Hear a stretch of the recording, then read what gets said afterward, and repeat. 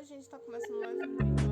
Hoje eu vou falar sobre a saga Harry Potter. Falar sobre Harry Potter não é novidade nenhuma mais na internet, mas eu vim dar minha opinião sobre como foi ler a série inteira depois de adulta. Harry Potter fez parte da infância de muita gente, inclusive da minha, mas eu confesso que eu não tive contato com os livros dele. Tipo, eu assisti todos os filmes, eu tinha todos os DVDs, eu acho que eu ainda tenho, inclusive. Tipo, os DVDs eu repetia várias vezes, eu cansei de assistir os filmes, eu sei as falas e tudo. Mas os livros, eu nunca me importei, tipo, eu nunca fui uma criança leitora. Eu comecei, assim, o meu primeiro livro eu li muito pequeno, eu acho que eu tinha 7 anos, que foi O Príncipe Fantasma. Mas os livros nunca me chamaram a atenção, realmente. Até quando eu fui ficando mais velha, eu fui começando a ler mais, eu comecei a gostar da leitura por causa de Crepúsculo e Jogos Vorazes, esses livros dessa época. Depois de um tempo, depois de alguns anos, eu não lembro direito se minha mãe me deu de presente de Natal ou se foi de aniversário. Foi de uma dessas duas comemorações. Ela me deu o box de livros de Harry Potter. Que é esse aqui, essa coleção branquinha que eu acho que já esgotou há muito tempo. Era uma edição, acho que era do Submarino, acho, era exclusiva do Submarino. É uma edição assim, né? Vocês sabem como é Harry Potter.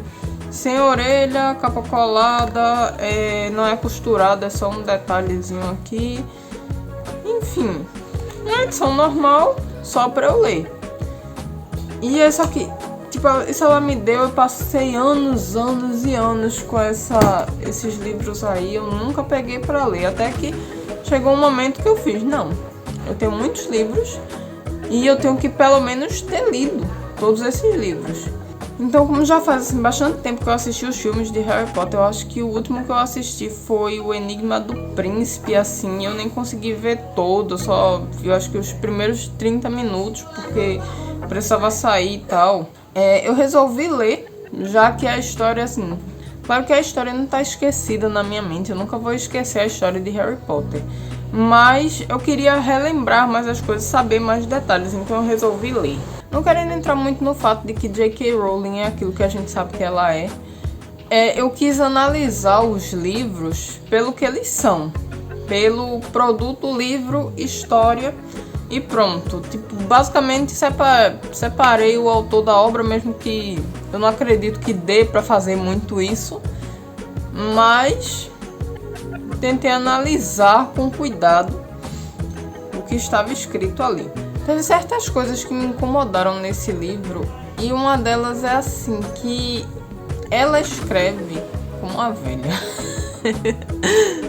Tipo, eu não sei explicar, mas assim, os personagens e tudo, eles falam como velhos. Inclusive as crianças, tipo Harry, Rony, os amigos dele, todo mundo fala como um velho. E assim, é meio que aceitável isso no primeiro volume, por exemplo, que eu tava vendo aqui, o livro foi escrito foi lançado em 97, né? Porque eu acho que ele foi escrito bem antes. Mas, por exemplo, eu lembro da publicação do último livro. Já era grande, eu acho que eu já tinha uns 11 anos, talvez. E a linguagem se mantém até o último livro. Todos os personagens falando como velhos. E assim, não que tenha tipo, isso me irritou e não sei o que, mas acho que chega até a ser um pouco engraçado, talvez. Agora, teve uma coisa que realmente me irritou, né, nesses livros de Harry Potter. Todas as vezes que a J.K. vai se referir aos Dursleys, principalmente o pai e o filho, né, o Walter e o Duda, ela sempre tem que usar adjetivos voltados para a gordura deles, para o fato deles serem gordos. Isso me incomoda muito porque eles são basicamente, eu não diria vilões, mas eles são personagens assim que não são bonzinhos. Tipo, eles maltratam o Harry fica ali na casa deles, tipo, tratado como bosta. E assim, teria muitos adjetivos pra falar sobre eles, pra, tipo, xingar eles ou coisa assim, mas ela só fala da gordura. Porco, ela usa muito essa palavra, tipo, chamando eles de porco. O pescoço de porco, o nariz de porco e sei lá o que. E ainda tem o fato, acho que é no primeiro livro, é no segundo, que isso acontece inclusive no filme. Que acontece alguma coisa que o Harry faz o Duda nascer um rabinho de porco. Tipo, é assim, é muitas coisas. Porque, tipo, poderia aparecer um rabo de qualquer coisa no Duda, tá ligado? Porque é um porco, porque ele é gordo. E, assim, isso é muito constante. Eu confesso que quando eu li os 2 primeiros livros, eu não percebi muito isso. Mas quando chegou no terceiro, eu fiquei... Sabe quando você, tipo, é sempre a mesma coisa, tá ligado? Aquela repetição, você fica, tipo... De novo isso, velho? Todo dia é isso, maluco. Aí eu fui e voltei nos outros livros e, assim, é sempre isso, sempre isso. Ela não usa outros adjetivos pra falar de como eles são desprezíveis, de como eles são horríveis, de como eles são miseráveis ou coisas assim, não. É sempre gordo, é sempre a gordura, é sempre porco, rinoceronte e não sei o que, e a banha, e isso e aquilo, e é sempre assim. E não é, por exemplo, às vezes ela precisa narrar os pensamentos do Harry, por exemplo, mas não é nesses momentos, é nos momentos que ela, o narrador, está, tipo, descrevendo uma cena. E aí ela tem que falar, tem que chamar coisinha de porco e não sei o que.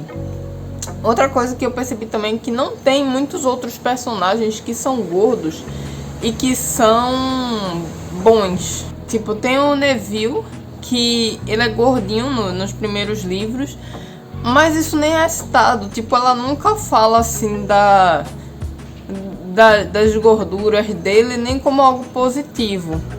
É meio que aquela coisa de tipo, ai, você é tão legal que eu nem percebo que você é gordo. É tipo isso, tá ligado?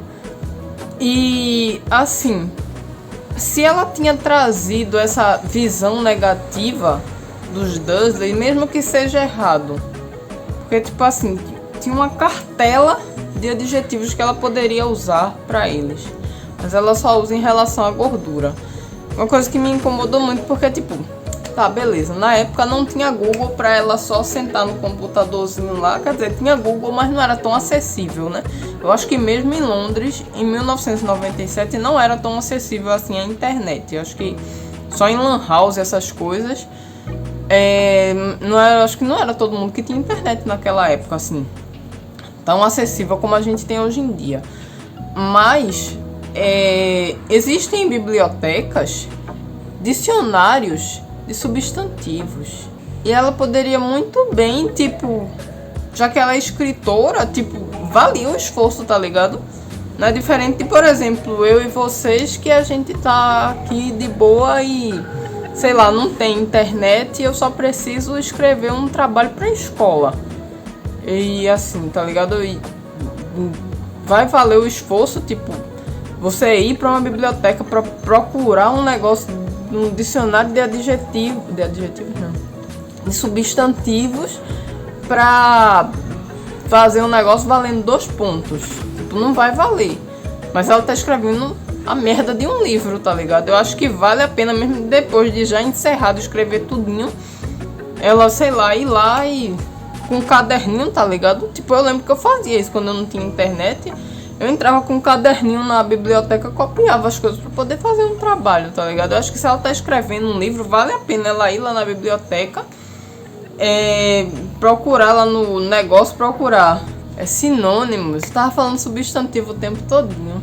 Ela procurar lá sinônimos de desprezível. Ia ter lá um monte de palavras pra ela poder usar. Ela anotava lá num negócio, numa cadernetinha, voltava pra casa e continuava escrevendo, tá ligado? Eu acho que, tipo, faltou isso. Aí ela ficou só, tipo, gordo, não sei o que. Eu ainda tô sendo um pouco inocente, né? Porque eu ainda tô achando que ela, tipo, eu não tive acesso, mas assim, né? Eu acho que ela queria mesmo, tipo, só xingar eles de gordo. Só ter esse momento de poder xingar alguém de gordo, sendo uma pessoa que não vai poder responder porque é a criação dela, tá ligado? Eu sei lá, não. Eu fiquei bem chocada. E eu fiquei um pouco chocada de, tipo, ninguém nunca ter percebido isso. A única pessoa que eu vi falando sobre isso foi o Otávio. Desculpa, eu não sei se esse é teu nome mesmo. Eu sempre confundo com Otávio ou Álvaro, mas eu acho que é Otávio. Do Palco de Leituras. Ele fez um vídeo fazendo um desabafo sobre Harry Potter e tal. E ele falou sobre isso, que a J.K. Rowling é muito gordofóbica. Ela é muito gordofóbica, tipo, todos os livros. Quando eu percebi isso no terceiro livro, já porque eu tava meio que lendo assim, de tipo, Harry Potter, minha infância, não sei o que, finalmente estou acessando os livros e tal. Mas aí depois, quando chegou no terceiro, que eu percebi que é uma coisa assim repetitiva. No terceiro acontece isso. Aí você chega no quarto, no começo do quarto, quando o Harry está lá na casa dos Dursley, a mesma coisa. Aí você vai pro quinto, a mesma coisa. Aí eu nem lembro se no sexto eles aparecem, acho que aparecem ainda. Aí a mesma coisa, tipo, é sempre a mesma coisa, velho. Eu acho que ela só não botou no sétimo livro, eu acho, porque foi meio que uma coisa que era pra ser meio que emocional, tá ligado? Meio comovente e tal. Mas assim, todos os livros de Harry Potter é sempre a mesma coisa. Tipo, quando eu vi, eu já fazia... Porque não tinha assim, ela não buscava outras palavras, ela não buscava nem novas formas de xingar uma pessoa, velho. E isso me incomodou bastante. Outras coisas também que me incomodaram, que é só assim, é questão da história mesmo, não é tipo um problema real com a autora, no caso. É só uma questão de história, é que o Rony, ele tá ali somente pra ser o amigo do protagonista, basicamente. Tipo, ele não é bom em nada. E isso é assim um pouco estranho, porque, por exemplo, tipo, Harry e Hermione, eles não foram criados no mundo bruxo. Então, pela lógica, eles teriam mais dificuldade de aprender as coisas, principalmente essa parte de feitiços, essas coisas que eles praticamente nunca viram ninguém fazendo. Tipo, do momento que eles descobriram que eles eram bruxos, pra entrar pra escola é tipo dias. E assim, Harry pelo menos viu, tipo, Hagrid fazendo algumas magias lá e tal, mas não o suficiente de, por exemplo, o Rony ter passado a vida inteira vendo a mãe de Rony, a casa de Rony é tipo literalmente um feitiço só. Tipo, a mãe dele usa feitiço pra lavar roupa, pra lavar prato, pra limpar o chão, pra botar os pratos na mesa. E o menino não é bom em feitiços, não é bom em poções, não é bom em nada, nem na vassoura. No primeiro dia que ele vai, no primeiro livro, que ele vai, tipo, coisar pra vassoura subir pra mão dele, a vassoura bate na cara dele, velho. Isso não tem a menor noção. Tipo, literalmente Harry andava na vassoura quando tinha 1 ano. Isso não faz sentido. Isso não faz o menor sentido. E assim, eu entendo que Rony era pra ser o alívio cômico, que ele era, tipo, ele é o amigo bobão do Harry, que não é bom em nada e tal, mas assim, não queria isso, tá ligado? Seria muito legal se, por exemplo, ele fosse bom em pelo menos em uma cadeira só, que ele tirasse onda e ele ensinasse até o Harry e Hermione. E assim, a gente sabe que o Rony é preguiçoso. Ia ser muito legal, tipo, ver ele dando dicas para o Harry, para Hermione, tipo, de como fazer e ter aquelas briguinhas de sempre entre ele e Hermione, porque Hermione tava, tipo, super se esforçando pra aprender os bagulhos e ele aprendeu, assim, do nada, porque ele só olhou, viu e... Ah, é assim, tal. Tá ligado? Isso seria muito interessante. Mas aí, tipo...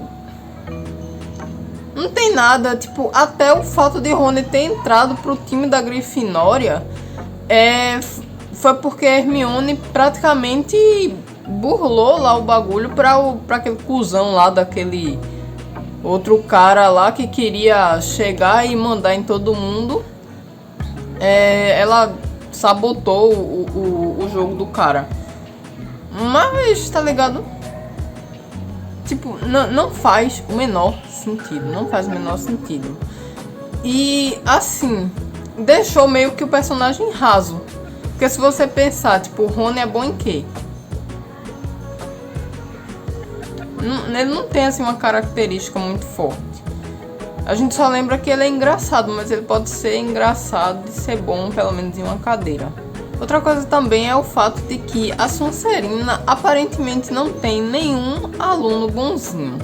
Tipo, todo mundo é super chato, todo mundo é rico, todo mundo é sangue puro, todo mundo é isso. Tipo, parece um exército de bolsominions.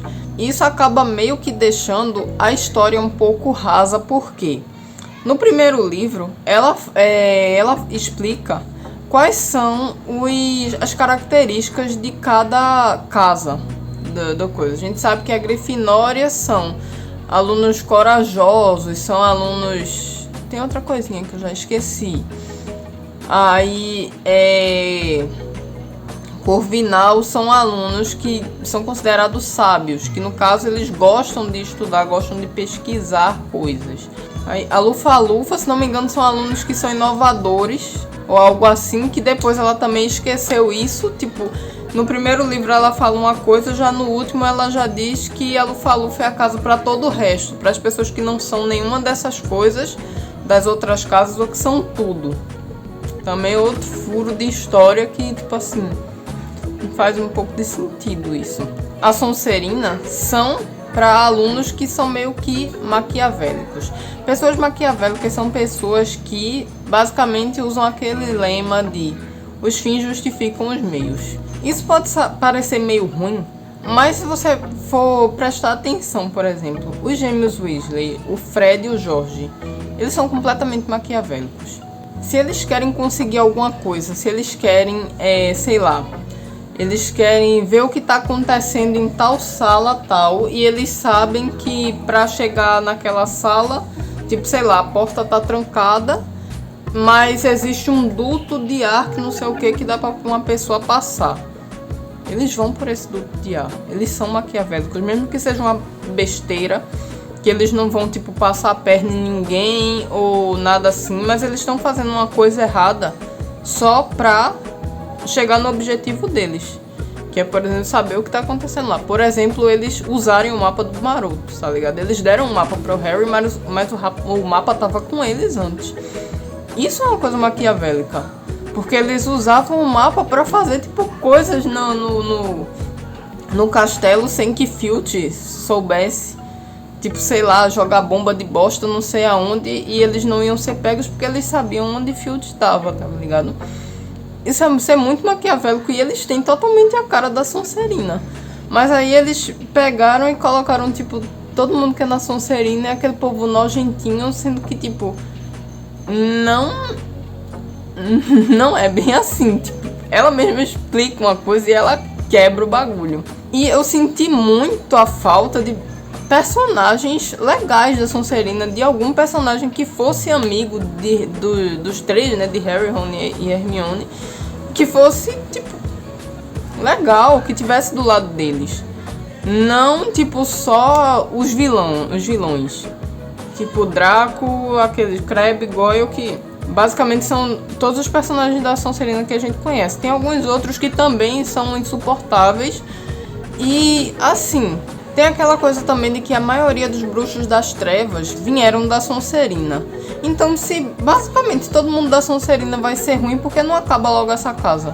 Na hora que o chapéu seletor, botar o chapéu seletor lá na cabeça do pirraia de 11 anos que disser Sonserina tá expulso. Pronto. Tava resolvido todos os problemas. Mas não, aí, assim, eu senti falta disso, tá ligado? Ia ser muito legal se, por exemplo, os gêmeos fossem da Sonserina ou que tivessem outro personagem, uma personagem que fosse da Sonserina e que, tipo, toda vez que eles dissessem, tipo, a gente tá precisando disso, não sei o que, mas, sei lá, o mapa do maroto do Harry foi tomado pelo Filch, a personagem dizia, deixa comigo. E sei lá, e ia com Harry, tipo, todo... Meu Deus, o que essa menina tá fazendo? E ela ia lá e conseguia as coisas, tá ligado? E se safava. E seria um personagem legal da Sonserina, tá ligado? Não só aquele bando de nojentinhos ou algo assim. Isso tornaria até um personagem mais humano, porque seria um personagem que, por exemplo, não que batesse de frente com os ideais do resto do povo da Sonserina, mas que, sei lá, tivesse outras ideias, tivesse aquela coisa de ser maquiavélica, mas que não concordasse com absolutamente tudo. Porque, por exemplo, vamos pensar aqui em signos.